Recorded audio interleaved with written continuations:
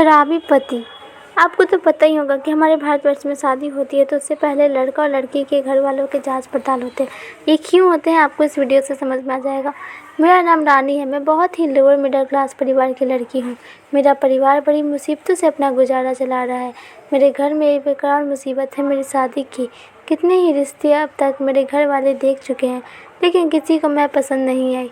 मैं दिखने में अच्छी नहीं हूँ ना, संस्कार और स्वभाव सब बाद में आते हैं, पहले तो रंग ही आता है। इसलिए अभी तक मेरी शादी नहीं हो पाई। फिर एक दिन पिताजी को सामने से एक रिश्ता आया। लड़का का नाम दिलीप था और जैसे कि उन्होंने बताया था, लड़का कहीं प्राइवेट जॉब करता है, 15,000 लेकर आता है महीने का। पिताजी और माँ ने ज़्यादा पड़ताल नहीं की और मेरी शादी पक्की हो गई। शादी के लिए मेरे भी कई अरमान थे। मैं चाहती थी कि पिताजी की चिंताएं थोड़ी कम हो जाए, इसलिए मैंने भी हाँ कर दी। ज़्यादा सोच विचार नहीं किया। पिताजी ने पेट काट कर मेरी शादी के लिए कुछ गहने बनवाए थे। ज़्यादा तो हम कुछ दे नहीं पाए और ना ही उनकी तरफ से कोई डिमांड थी। पिताजी को लगा कि बच्ची की किस्मत अच्छी है जो उसे इतना अच्छा घर मिला है। शादी हो गई और मैं विदा हो गई। सुहाग रात को मैं अपने बिस्तर पर बैठी उनका इंतज़ार कर रही थी। मेरे मन में कई तरह के ख्याल थे। मैं थोड़ी घबराई भी। अभी करीब 1 घंटा हो गया था मुझे अपने कमरे में बैठे उनका इंतज़ार करते हुए। तभी बाहर से मुझे चिल्लाने की आवाज़ आने लगी। मैंने दरवाजे के पास आकर देखा तो दिलीप और उनके पिताजी में बहस हो रही थी। मुझे लगा कि दरवाज़ा खोलकर बाहर जाऊं, लेकिन मैं वहीं रही। फिर कुछ देर बाद वो ज़ोर से दरवाज़ा खोल के अंदर आते हैं। उनके आते ही कमरे में बहुत दुर्गंध फैल गई। वो बुरी तरह नशे में थे, फर्श पर गिर पड़े। शायद पिताजी उन्हें यह चिल्ला रहे थे कि वो आज शराब पीकर आए हैं। मेरी तो कुछ समझ में नहीं आया, क्या करूँ। रात भर वहीं फर्श पर सोते रहे। सुबह जल्दी उठकर मैं किचन में गई। सास ससुर दोनों मुझसे नजर नहीं मिला पा रहे थे। मैं इनके लिए चाय बनाकर लेकर गई। वो कमरे में थे। जैसे ही मैंने चाय दी, वैसे ही उन्होंने चाय का कप फेंक दिया और बोला, दोबारा हिम्मत मत करना मेरे पास आने की। तू मेरी बीवी नहीं है, इनकी बहू है। बस जाकर उनकी सेवा कर। सास को कप गिरने की आवाज़ आ गई थी। मैं किचन में गई। तब मेरी सास बोलती है मुझसे कि पत्नी के आने से पति की ज़िंदगी में बहुत बदलाव होता है। आने से कई बिगड़े आदमी सुधरते देखे हैं हमने।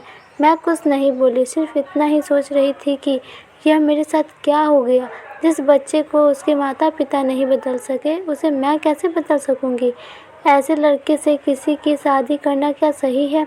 वो भी सिर्फ इसलिए कि वह बेड़ियों में बंद गया तो सुधर जाएगा। वो अगली रात फिर कमरे में आए, मेरी तरफ देखा भी नहीं और सो गए।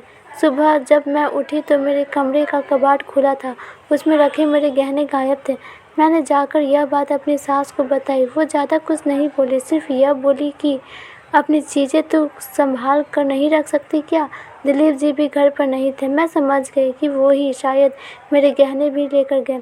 उस दिन पूरा दिन और पूरी रात वो घर नहीं आए। जी तो मेरा करा कि पिताजी को एक बार फ़ोन करके ज़रूर पूछ लूँ कि आपने किस लड़के के साथ मेरी शादी करा दी है, लेकिन फिर मुझे लगा कि अब बोलने से क्या फ़ायदा।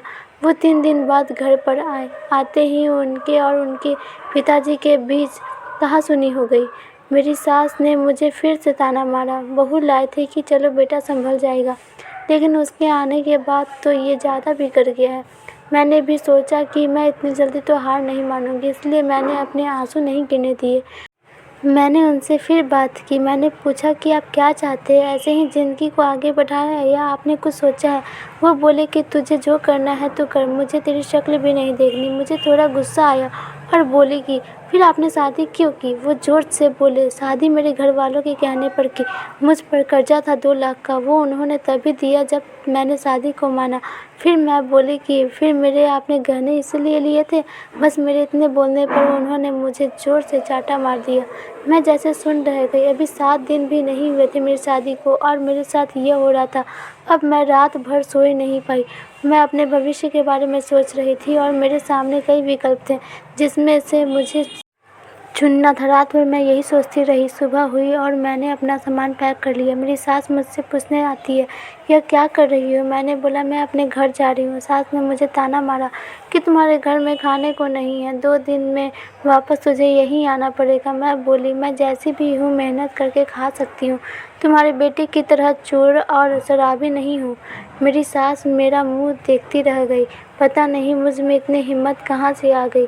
मुझे पता था कि यह मेरे और मेरे परिवार के लिए बहुत संघर्षपूर्ण हो सकता है, लेकिन उस समय मुझे यही ठीक लगा। उम्र भर ऐसे किसी के साथ कैसे रह सकती हूँ जो चोरी करे, शराब पीकर मुझे मारे। मैं उस घर से चली आई। आगे क्या होगा मुझे नहीं पता, लेकिन जो होगा देखा जाएगा। दोस्तों, जीवन में हमेशा एक बात याद रखना, कभी भी कोई भी काम करने से पहले उसके बारे में 1000 बार सोचना चाहिए। आज अगर उसके पिताजी ने यह सोचा होता तो उसे कोई परेशानी नहीं होती। तो दोस्तों, आपको यह कहानी कैसी लगी है हमें कमेंट करके ज़रूर बताइएगा। आपका प्यार और सपोर्ट बनाए रखिएगा। धन्यवाद। अगर आपको ये कहानी अच्छी लगी है, वीडियो को लाइक कीजिए, चैनल को सब्सक्राइब कीजिए और बेल आइकन को भी क्लिक कर दीजिएगा, ताकि हम कोई भी ऐसे ही वीडियो डालें तो उसका पहला नोटिफिकेशन आपके पास जाए। और आप कमेंट करके ज़रूर बताइएगा, क्या दिलीप ने सही किया या फिर उस लड़की ने सही किया जो उसका घर छोड़ कर चली आई? आखिर वो कैसे